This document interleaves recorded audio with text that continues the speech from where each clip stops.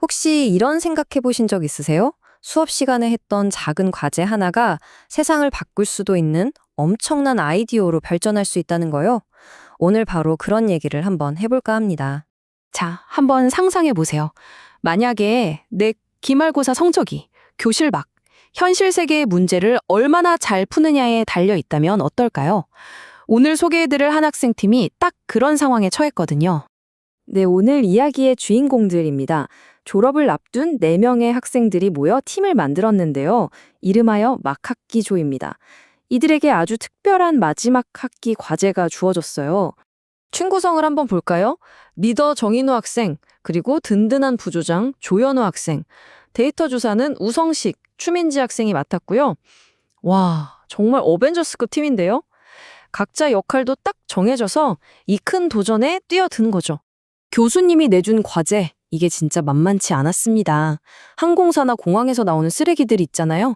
뭐 현수막, 담요, 기내에서 쓰는 일회용품들, 이 어마어마한 폐기물 문제를 해결해봐라 이거였어요.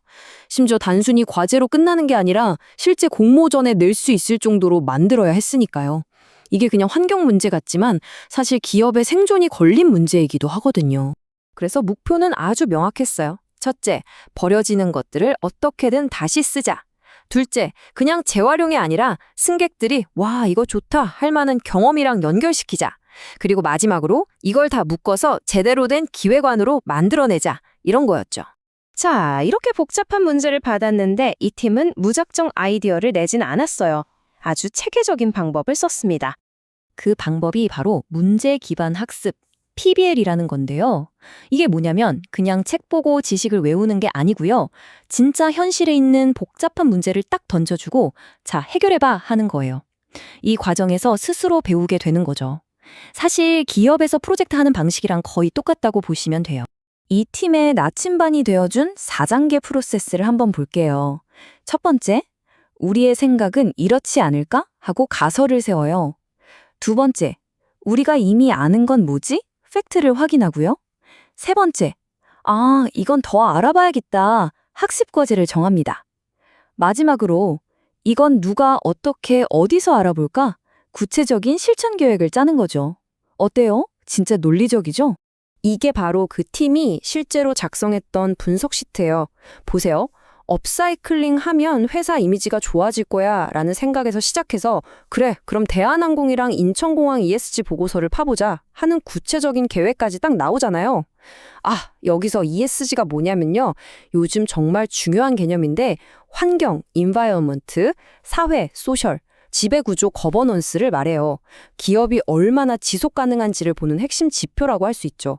이 팀은 처음부터 이 문제를 ESG 관점에서 접근한 거예요. 아주 똑똑하죠. 바로 이 모습처럼요. 책상에 다 같이 둘러 앉아서 머리 맞대고 막 치열하게 토론하면서 문제를 파고드는 거죠. 이게 바로 PBL의 진짜 모습이고 이 팀이 그냥 평범한 아이디어가 아니라 혁신적인 아이디어를 낼 수 있었던 힘이었던 것 같아요. 자, 계획은 세워졌고 이제는 직접 발로 뗄 차례죠. 우리 막학기조가 드디어 책상에서 벗어나서 현장으로 나갑니다. 조사를 해보니까 재미있는 사실을 발견했어요. 대한항공 같은 경우는 퇴역한 비행기 부품을 쓰거나 해외에 숲을 만드는 것처럼 좀 상징적인 활동에 집중하는 경향이 있었고요. 반면에 아시아나항공은 낡은 유니폼처럼 계속해서 나오는 폐기물을 태블릿 파우치 같은 실용적인 제품으로 만드는 데 더 집중하고 있더라고요. 와, 같은 항공사인데도 ESG 전략이 이렇게 조금씩 다르다는 게 보이죠? 공항도 마찬가지였어요. 인천공항은 쓴 물을 다시 쓰는 것처럼 자원순환 그 자체에 좀 더 신경을 썼다면 김포공항은 사회적 기업이랑 손잡고 지역사회를 돕는 쪽에 더 힘을 싣고 있었죠. 이렇게 직접 비교 분석을 해보니까 지금 상황이 어떤지 우리가 뭘 더 해야 할지 그림이 딱 그려지는 거죠. 근데 이 팀 리서치를 여기서 끝내지 않았어요. 진짜 대단한 게 직접 항공 채용 박람회까지 찾아갔다는 거예요. 그냥 인터넷 검색만 한 게 아니라 현장에 있는 사람들 목소리를 직접 듣고 싶었던 거죠. 그리고 거기서 정말 결정적인 한마디를 듣게 됩니다. 대한항공 관계자가 이런 말을 한 거예요. 우리 회사의 가치를 이해하는 인재를 원하는데 여기엔 당연히 ESG도 포함됩니다. 와, 이 말을 듣는 순간, 아, 우리가 하는 이 프로젝트가 그냥 과제가 아니구나. 내 미래, 내 취업이랑 바로 연결되는 거구나 하는 확신이 딱 들었겠죠. 자, 이제 모든 조각이 맞춰졌습니다. 현장 조사까지 다 끝냈고 수많은 데이터와 통찰이 쌓였어요. 이제 이걸 하나로 뭉쳐서 멋진 결과물을 만들어낼 시간입니다. 과연 막학기조는 어떤 기가 막힌 해결책을 들고 왔을까요? 자, 보세요. 발표를 앞두고 정장까지 쫙 빼입은 모습. 뭔가 비장함까지 느껴지는데요. 이들이 몇 주간 밤새 고민해서 내놓은 최종 아이디어. 지금 바로 공개합니다. 먼저 대한항공을 위한 솔루션입니다. 지속가능 항공유 사용 확대처럼 큰 그림도 제안했지만 진짜 기발한 건 이거예요. 비행기 타면 있는 안전카드나 메뉴판 있잖아요. 이게 낡으면 다 버리는데 이걸 요즘 엄청 유행하는 다꾸 아시죠? 다이오리 꾸미기. 그 다꾸용 스티커나 북마크로 만들자는 아이디어였어요. 와, 이건 그냥 쓰레기를 줄이는 걸 넘어서서 젊은 세대들한테 우리 회사 이렇게 ESG에 진심이에요 하고 아주 힙하게 알릴 수 있는 진짜 똑똑한 마케팅 전략인 거죠. 인천공항을 위한 아이디어는 승객들이 직접 참여하게 만드는 데 초점을 맞췄어요. 비행기 기다리는 시간이 사실 좀 지루하잖아요? 그 시간에 폐현수막 같은 걸로 나만의 에코백이나 키링을 만드는 팝업 워크숍을 여는 거예요. 또 낡은 기내 자석 커버를 공항 의자 커버로 싹 바꾸는 캠페인도 제안했고요. 이렇게 되면 승객은 더 이상 구경꾼이 아니라 ESG 활동이 함께하는 파트너가 되는 거죠. 정말 멋지지 않나요? 이렇게 해서 프로젝트는 대성공으로 끝났습니다. 물론 학점도 잘 받았겠죠? 하지만 이 학생들이 얻은 건 좋은 성적표, 그게 전부가 아니었어요. 이 경험을 통해 이 학생들은 얼마나 성장했을까요? 부조장이었던 조현우 학생이 이런 말을 했어요. 누가 가르쳐주는 걸 그냥 받아 쓰는 게 아니라 내가 직접 부딪혀서 해결책을 만들어 본 경험이 정말 특별했다. 진짜 문제 해결 능력이 길러지는 느낌이었다고요.